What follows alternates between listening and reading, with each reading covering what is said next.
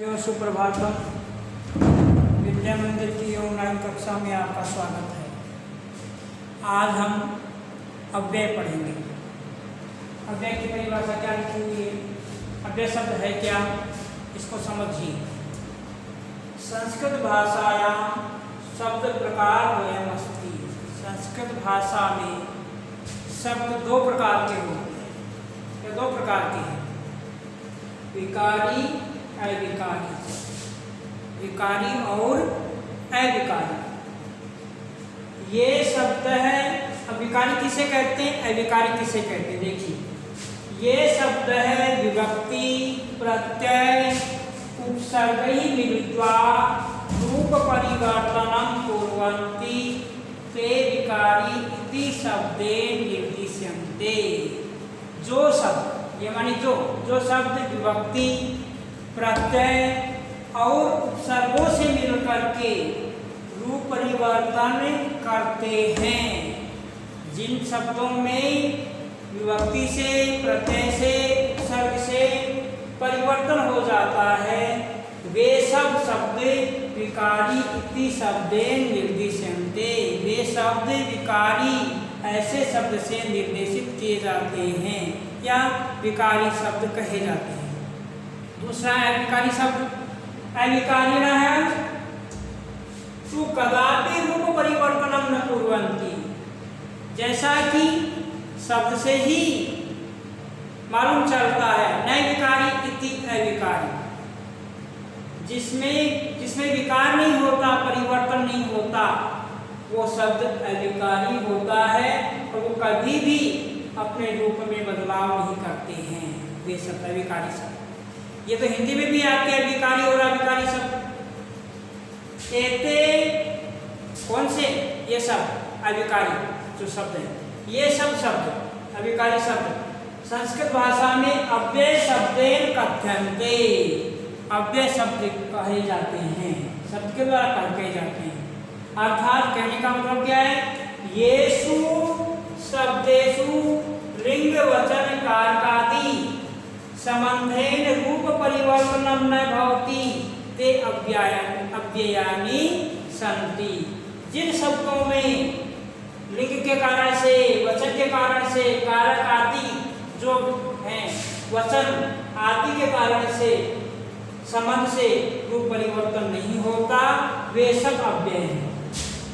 जैसा एक श्लोक के माध्यम से कहा गया है, एक श्लोक में सारी परिभाषा इसकी अव्यय शब्द की आ जाती है। क्या है श्लोक?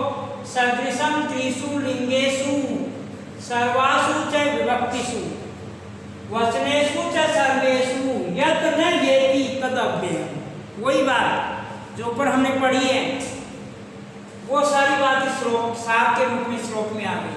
सदृशम यानी समान, त्रिषु यानी तीनों, लिंगेषु यानी लिंगों में, तीनों लिंगों में जो सब समान रहता है, पुल्लिंग स्त्रीलिंग नपुंसक लिंग में परिवर्तन नहीं होता है।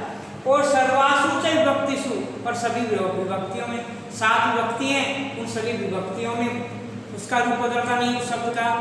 और वचनेषु च सर्वेषु, सभी वचनों में, एक वचन, द्विवचन, बहुवचन, सभी वचनों में यत् न वेति, जो नहीं बदलता है, परिवर्तन नहीं होता है, तत् अव्ययम्, वह अव्यय है। अब हमें क्या जानने की बात है कि इन अव्ययों में, जिन शब्दों में, जिन अव्ययों के अंत में स और र आता है, स और र आता है, उनके स्थान पर विसर्ग हो जाता है। जैसे उच्चय से अव्यय है, इसमें से आ गया अंत में, इसलिए यहाँ विसर्ग हो गया। निचय इसमें से आ गया, अव्यय के अंत में नीचे आ गया। पुनर्मेय र आ गया, इसलिए विसर्ग में पुनर्गात। और बहुत सारे शब्द हैं। कहने का तात्पर्य, जिन अव्ययों के अंत में स और र आता है, उन अव्ययों के विसर्ग लग जाता है। अब जो अव्यय हैं आपके पाठ्यक्रम में, हम उनको पढ़ते हैं। अभी सभी जानते हैं, अभी हिंदी भाषायां, हिंदी की भाषायां क्या होता है? भी अर्थ है। क्या अर्थ होता है? भी अर्थ होता है। जैसे उदाहरण था मैंने, अहम अपि ग्रामम गच्छामि, क्या अर्थ होगा? मैं भी गांव जाता हूँ। अहम अपि भोजनम करोमि, मैं भी खाना खाता हूँ। तो अपि का भी अर्थ में आता है। और यहाँ देख लीजिए अपी में कहीं विभक्ति में वचन के कारण से कोई परिवर्तन नहीं होता। दूसरा अपी क्या होता है, जब वाक्य के शुरू में अपी शब्द आ जाता है तो प्रश्नवाचक बन जाता है, क्या का अर्थ देता है। जैसे अपी सन्निहितः अत्र कुलपति। अब देखिए अपी यह वाक्य के प्रारंभ में आ गया है तो यहाँ प्रश्न बन गया है, क्या कुलपति यहाँ रहता है।